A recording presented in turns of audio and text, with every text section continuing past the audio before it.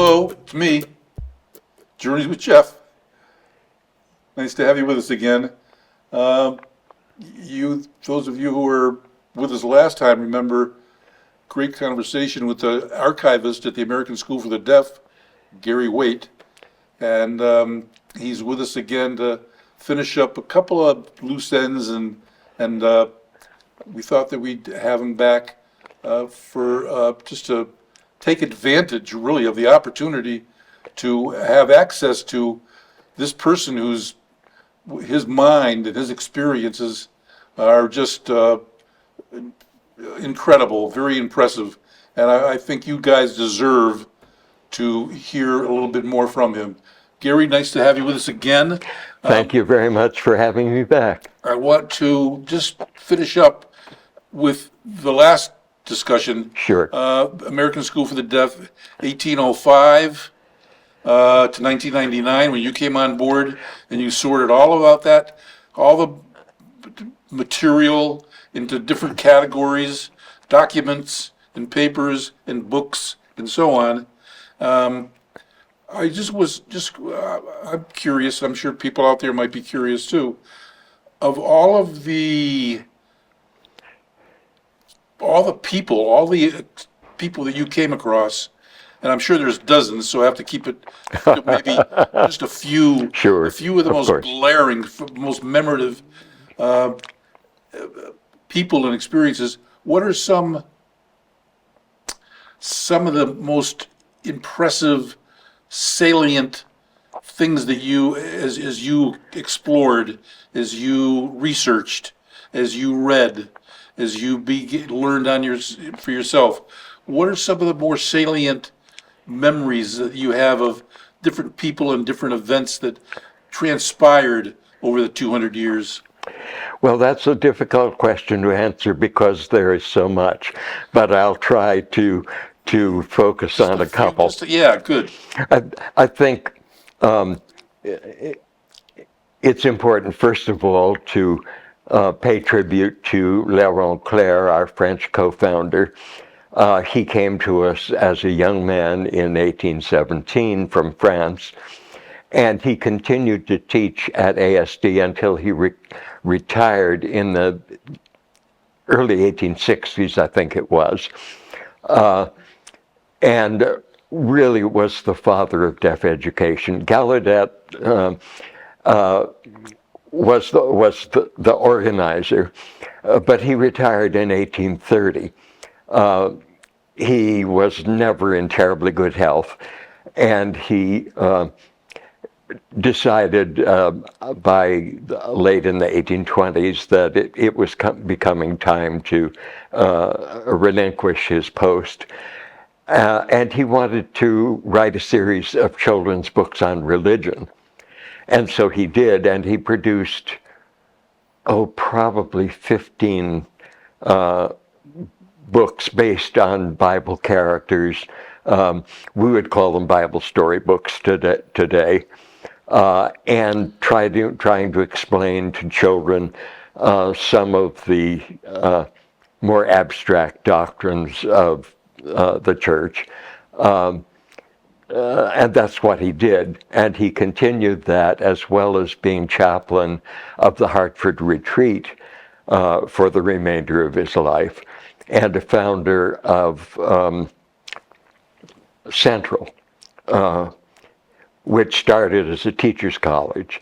And just before he passed away in 1850 or 51, he delivered the inaugural address for what we now know as Central. Were there any students or teachers through the years that the viewers whose names that we might recognize, who were part of the school? Well, yes. I wasn't going to speak about him, but one of my favorites happens to be a man named Jacob or Jacob Weiderman. We have anglicized it to Jacob Wiedenman nowadays. You probably don't know his name, but you know what he did in Hartford. Tell me. He designed and established Bushnell Park. Wow. And he taught mechanical drawing at ASD for a couple of years as a moonlighting job. And we have his drawing board. Now, whether his plans for Bushnell Park were drawn on that board or not, I don't know. But I discovered it over in a corner of the old museum and archives rooms. And it looked peculiar to me because the top of the drawing board didn't look like it was positioned right. So one day when I was a little bored with working on old dusty manuscripts, I pulled that. It was being used as a table. I pulled it out and looked at it, and somebody had unscrewed the top and turned it 45 degrees and screwed it back on. And it was being used as a table. Well, I began to look a little more closely, and it obviously was a drawing board. So I unscrewed it again, put the top back the way it was supposed to be, discovered it could be tilted. It's a beautiful Victorian piece. But I mention him because everybody knows Bushnell Park, of course. But it was Weidemann. He also designed Cedar Hill Cemetery, which is where he is buried, and did the original landscaping for the Hartford Retreat. Okay. Anybody So, else? Any students? Yes, I want to talk, and I'm trying to think what his name is.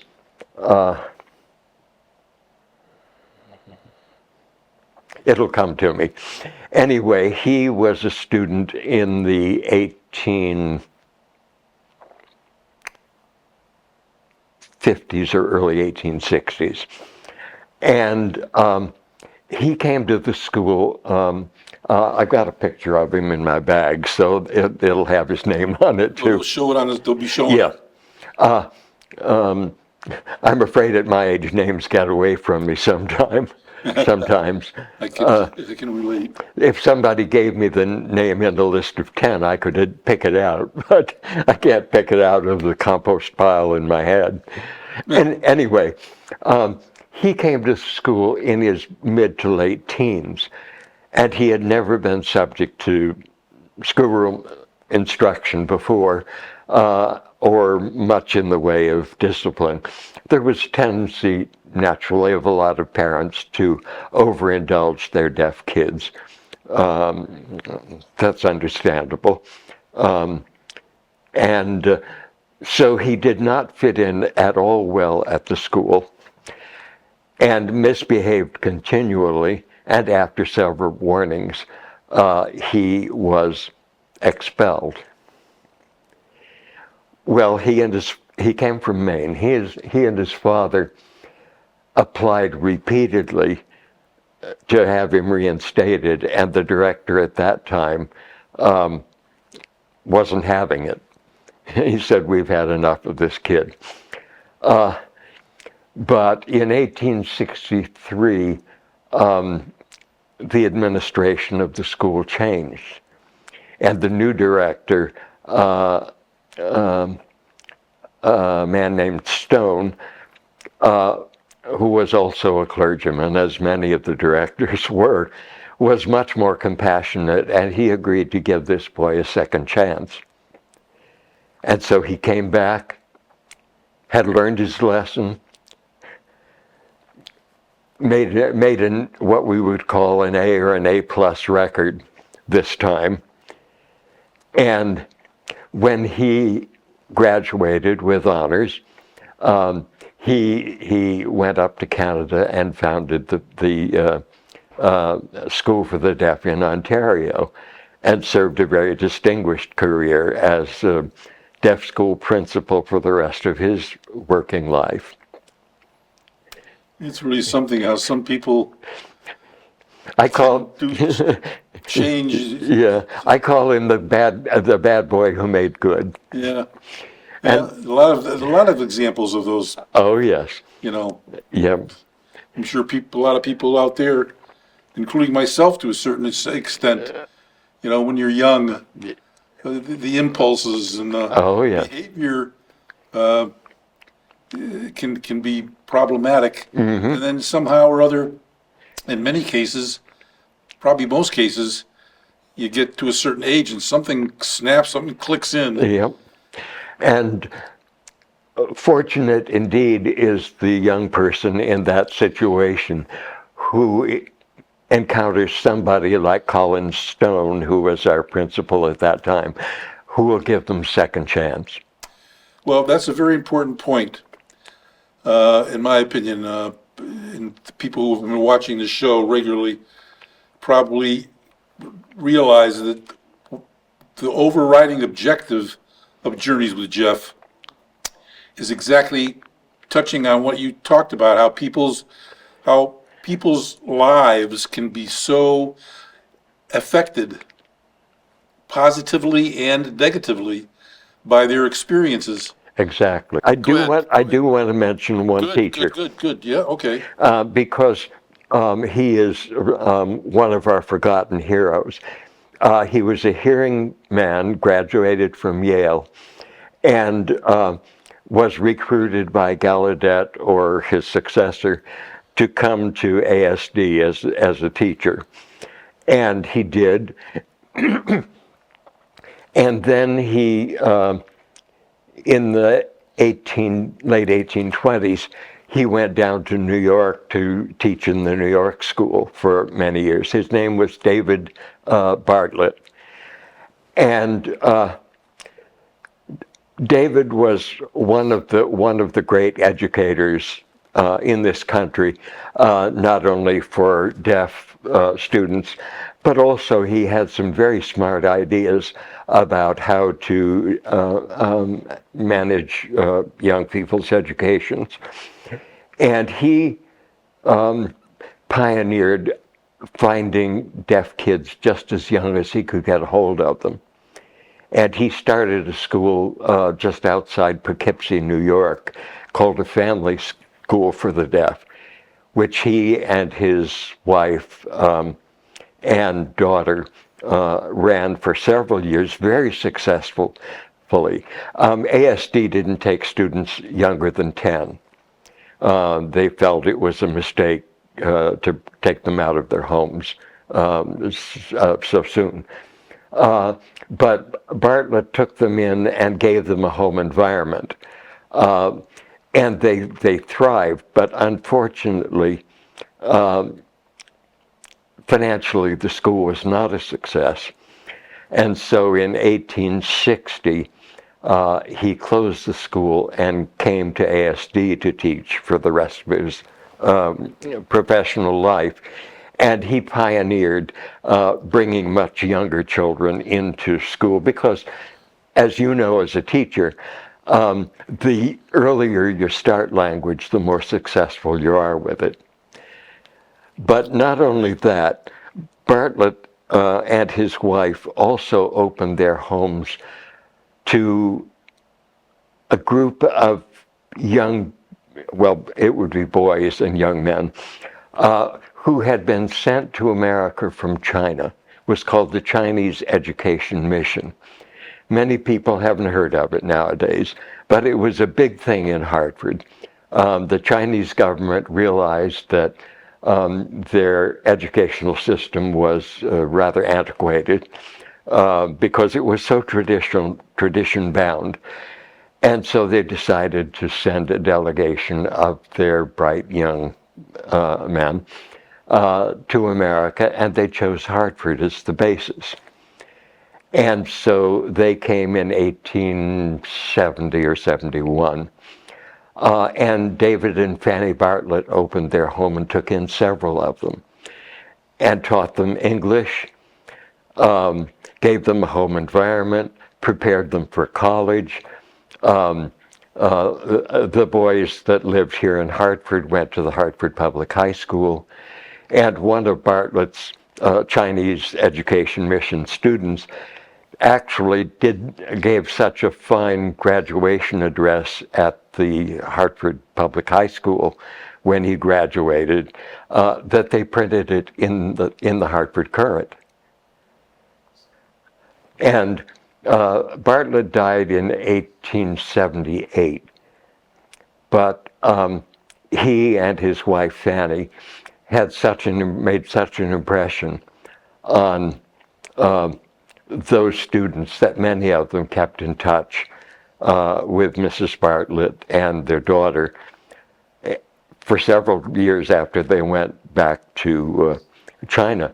And we have some of that correspondence, and it's been documented in a book now about the Chinese education mission. They had a big late Victorian style building on Collins Street, which, like so many fine old buildings in Hartford, has been torn down years ago. But I wanted to mention Bartlett because he so often gets overlooked. And he had a tremendous influence both on deaf people's education and on the theory of education, and particularly teaching language in a general sort of way. I want to just take advantage of your knowledge as a biblical scholar. Sure. To ask you, something that I've been struggling with, and I've been speaking with other people too. Mm-hmm. I think there are a lot of people out there probably have had some struggling with the scripture, the Old Testament, the New Testament, Sure. the Judeo-Christian whole ethic. Right.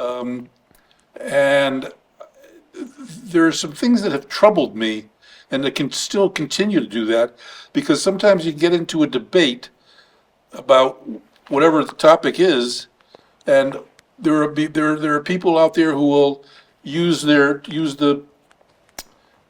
knowledge of the Bible to defend a certain behavior or to criticize the same behavior. So, in other words, what the Old Testament? The Old Testament is what, 4,000 years? Goes back 4,000 years. The earliest portions of it go back more than that.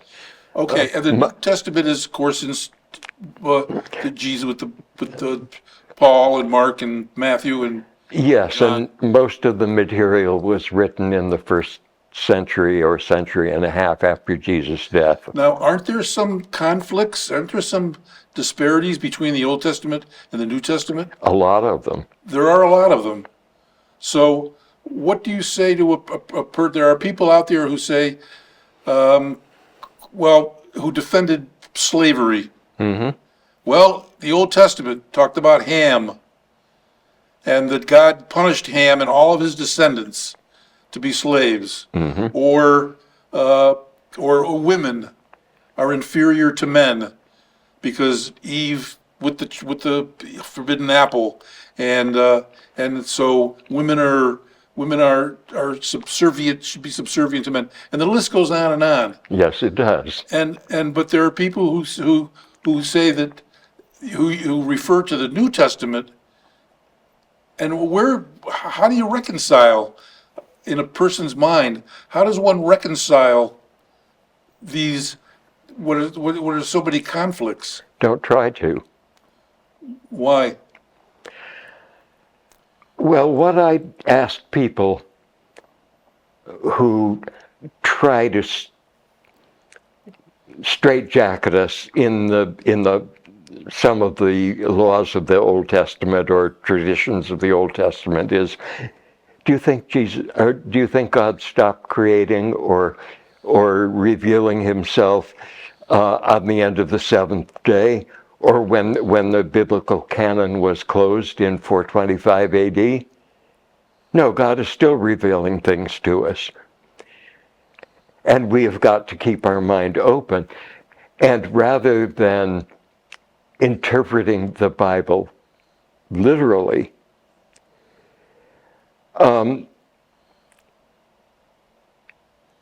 it needs to be retranslated into modern terms, because God is still revealing things to us through psychology, through sociology, through our experience with history. Let me just take an example. Paul is often cited as the authority for slavery. Slaves, obey your parent or your masters. They often didn't bother with the other half of that verse, which is, masters, treat your slaves well.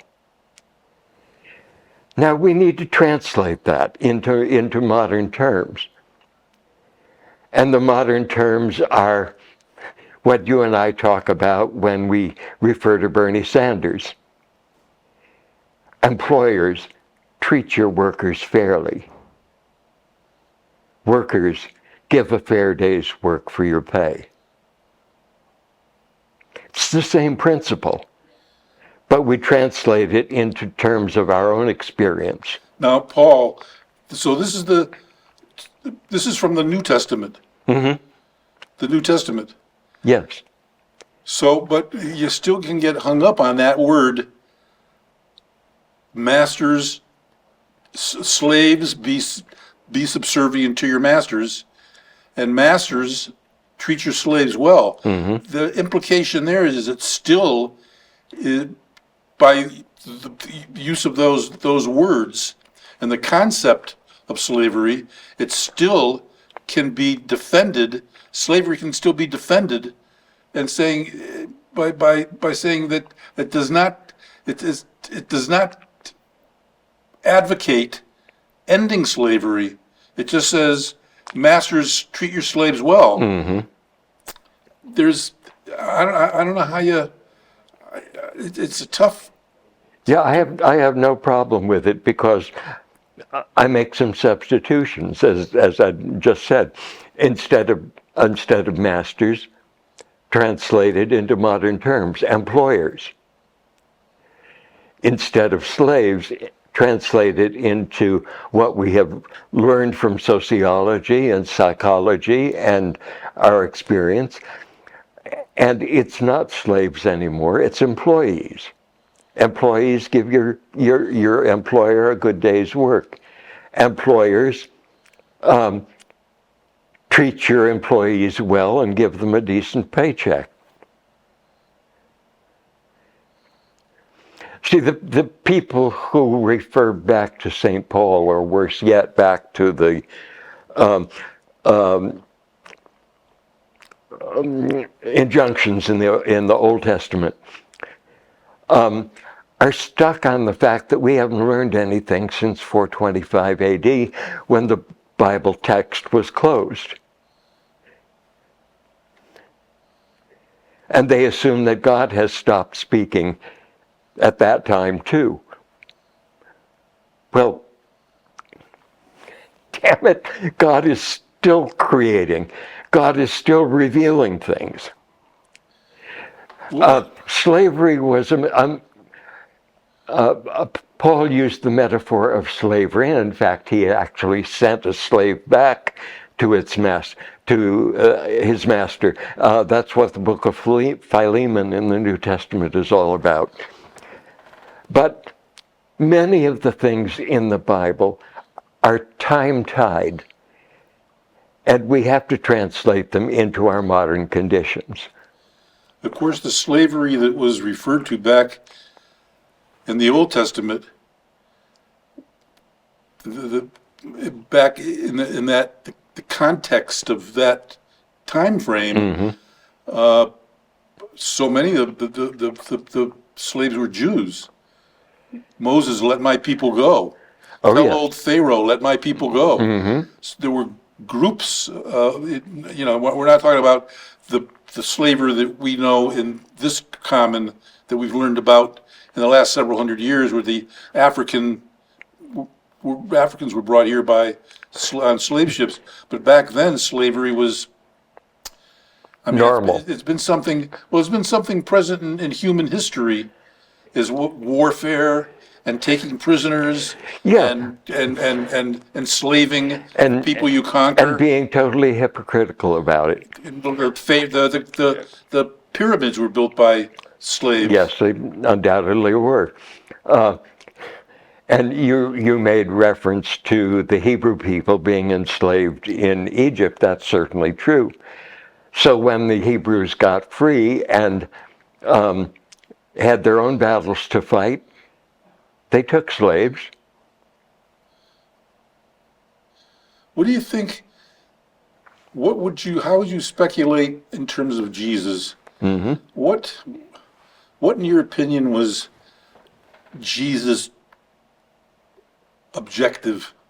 What was Jesus? He was the precious 33 years, according to history, that he spent preaching and spreading his values and his ethics. Sure. What was he trying to achieve, in your opinion? A more humane view of what God's will for us is. So does that imply that he was trying to correct a lot of things that were said in the Old Testament, and the New Testament was sort of a correction on a lot of the Old Testament? Well, the Gospels are. Everything except the book of Acts is commentary. Most of it written by someone called Saul of Tarsus, or as we call him nowadays, St. Paul. Yeah. St. Paul, it was very much culture tied. That's why he had the views that he expressed about slavery, but he tried to humanize it more. He had a real problem with women. For St. Paul, women were very much second-class citizens at best. Not quite at the level of cattle, but somewhere in between. And then you get pure fantasy like the Book of Revelation, which makes no sense to anybody, though an awful lot of people use it and don't understand it. So much of what's in the Bible, both Old and New, a lot of the language is metaphorical. It's right? It's either metaphorical or time-tied, tied to a particular social order out of which it came. The Bible, after all, was written over a course of 3,000 years. And the various books were written by different people at different times, in times of war, in times of peace. So if it's Gary, if we agree that it's metaphorical, and there might be people out there who disagree with it, A and lot say of people. It's not metaphorical. It's literal. Mm-hmm. Okay. You look at it. There's the figurative. The group of people who look at the Bible as figurative, and those who look at it as literally. Who wins that face-off? Nobody. So a literalist cannot change a figurativist, and vice versa. They can, but they have to do it themselves. You can't change them. And they have to do it themselves by just what? By Thinking. by thought. The trouble is, and Jesus said this, the trouble is fear. The opposite, and the opposite of fear is love. Fear. The opposite of love is not hate. The opposite of love is fear. Fear generates hate.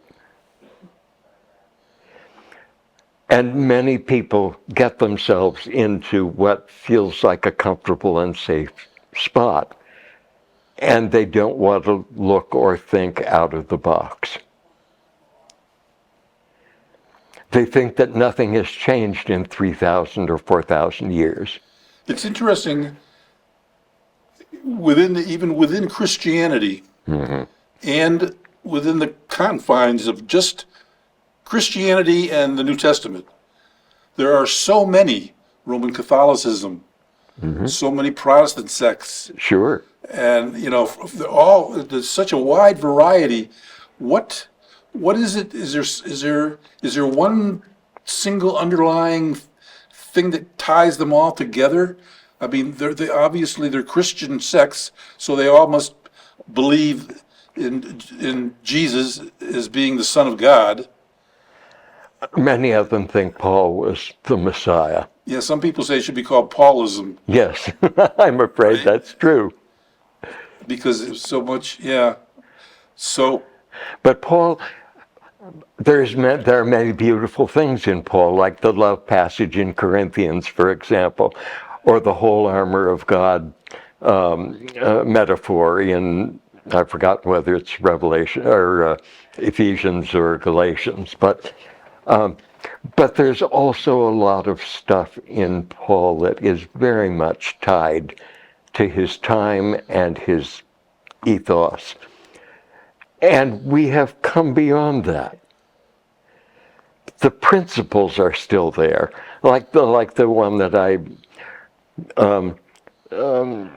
cited about workers and employers. The principle is still there, but we have to translate it into our time. I think that's a very important point. The principle. I've had a couple of other guests on. Very nice lady, brought up a Hispanic lady, Ah, yes. Roman Catholic, and I think somebody else of a Christian, and even a rabbi, had a Sure. rabbi guest, and I asked them, which is more important? Which is in your mind, as you have approached your religious orientation and gotten your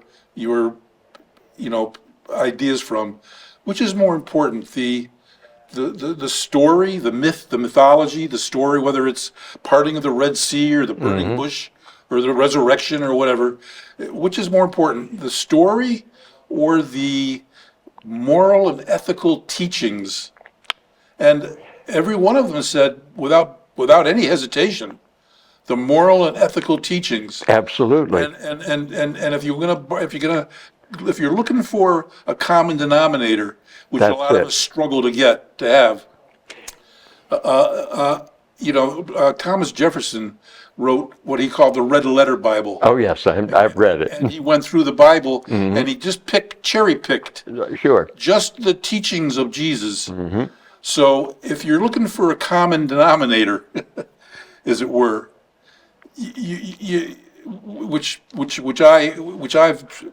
it's a simple common denominator, but in my case, and I think in a lot of other people's cases, it comes only after years and years of struggling, thinking, dialoguing, reading, researching, thinking, and just living and behaving and acting. But That's because we have to keep growing in our mind and in our faith. very good, yes. And what is it, though? What is it, the main thing that Jesus, again, going back to Jesus, or any religious leader, Moses, all the religious leaders, Buddha, what did they all have in common? They all talked about, never mind about the stories, the mythology, but every one of them talked about loving each other, having compassion, unconditional positive regard for everybody. Respect. And I think in my mind, that is the guiding light. That's where the bright torch lights up the path for people to take. No matter what you believe, to believe, as long as you believe that's the way, in the short batting of an eyelash, a human life is just it's a snap of a finger. Yeah. Well, you'll recall that when we were driving out here, I mentioned that in my last regular parish, where I stayed on for years afterwards as the supply minister, I had everything in the congregation from Unitarian and Quaker on one extreme to Roman Catholic on the other extreme.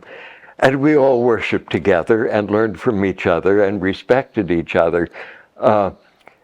And that church had a very interesting custom. When we had our annual meeting, the clerk of the parish would call the roll. And instead of answering yes or here, everyone answered with a Bible verse. And I'm going to turn the tables on you a little bit. I chose an Old Testament one. He has shown thee, O man, what is good. For what does the Lord require of thee but to love justice, to practice mercy, and to walk humbly with your God? We have to wrap this up. I don't know about you guys out there, but I really hope that there are some people out there who have taken the time to listen, as this is the case with virtually all of the guests that I've had, to listen to what people have to say and share of their own lives, their own struggles, their own ideas, so that we can all see that we do have something in common. We have our humanity in common. Absolutely. We have different experiences, but we have our humanity in common. And I'd like to just wrap this up by thanking you for sharing again your ideas on the religion, and I think you're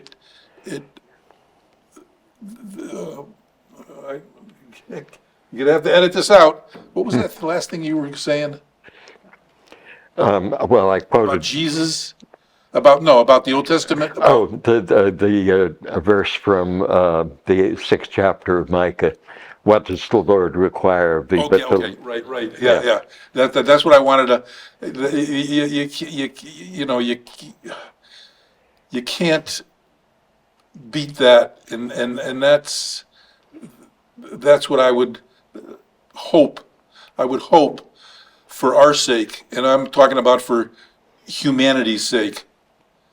And we're in a dangerous place in our world right now. Yes, we are. And I would hope that for our sake that people would employ, rather than come up with reasons, rather than allow ourselves to being filled with fearful, like FDR said. Yes. The only thing to fear is It's fear fear itself. itself. Fear. That's the main danger. And- And when demagogues come along and say, "Hey, you, be afraid of that group over there. You see Exactly. that group of people over there? They're the reason that you're having. They get you afraid, and we got to do something about that group." Right, and that's why Jesus said perfect love casts out fear. See, yes, and those people out there who are being seduced and being manipulated by fear and acting out on that fear, they're the same people who go to church and hear somebody say, "Cast out fear," and it's sad. It's sad to see us in this situation. I just want to very, very briefly sum it up. Share with you a quick quote from Leo Tolstoy, the great Russian novelist. When Leo Tolstoy was a young man, he lived in a small Russian village. And one day he went out for a walk, and he had his pockets were empty, left all of his possessions at home. He just went for a stroll through this little village, and this poor, raggedy, hungry man came up to him and said, "Sir, do you have a few shekels or whatever it is that I could I haven't eaten, something that I can buy some food?" And Tolstoy checked his pockets and he said, "I'm sorry, my brother, but I don't have anything today." And the man looked at him and he said, "You just gave me something that's worth more than all the money in the world. You just called me your brother." Exactly. Rather than seeing me as an object. as a bum, as a this, or fill in the blank. We label each other. Oh, We yeah. label groups. We label races. We label politics. We have labels for everything. Take those labels away and call me brother. You have given me, you have treated me humanely. Amen, brother. Amen, brother. And that's why it says amen, brother, right? Yes. Gary Waite, You're terrific. Well, thank I you wanna for thank you. having me again. You're very welcome. Thank you, folks.